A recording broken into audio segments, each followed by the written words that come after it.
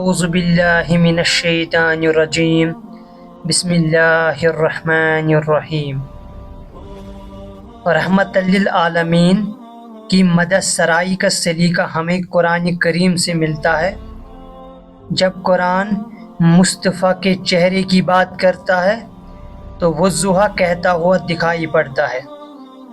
جب قرآن مصطفیٰ کے زلفوں کا تذکرہ کرتا ہے تو واللیل اذا سجا کہتا ہوا دکھائی پڑتا ہے۔ جب قرآن مصطفیٰ کے لب لالی کا تذکرہ کرتا ہے تو وما ینطق عن الہوی ان ہوا الا وحی یوحی کہتا ہوا نظر آتا ہے۔ جب قرآن مصطفیٰ کی شان بیان کرتا ہے تو ورفعنا لک ذکرک کہتا ہوا نظر آتا ہے۔ جب قرآن مصطفیٰ کے حسن اخلاق کا تذکرہ کرتا ہے تو وَإِنَّكَ عَلَىٰ خُلُقٍ عَظِيمٍ کہتا ہوا نظر آتا ہے۔ جب قرآن دونوں جہاں کی سرداری کو بیان کرتا ہے تو وَمَا أَرْسَلْنَا إِلَّا رَحْمَةً لِلْعَالَمِينَ کہتا ہوا دکھائی پڑتا ہے۔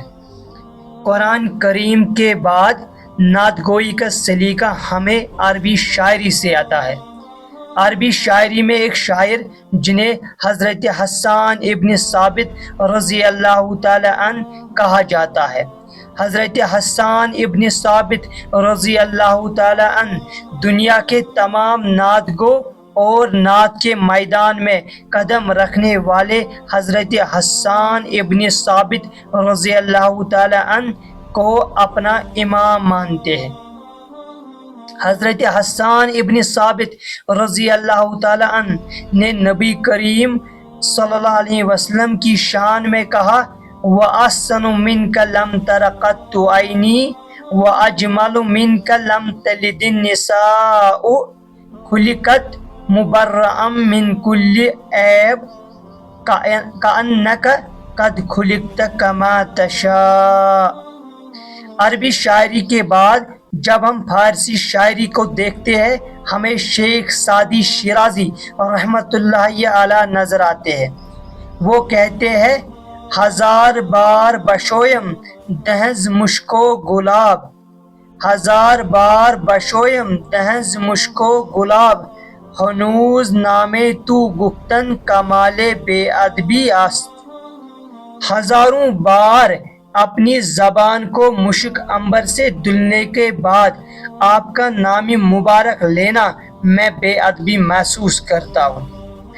فارسی شاعر کے بعد جب یہ معاشرہ کا دور گزرا تو علامہ حالی یوں گنگناتے ہیں وہ نبیوں میں رحمت لقب پانے والا، وہ نبیوں میں رحمت لقب پانے والا، مرادے غریبوں کی برلانے والا۔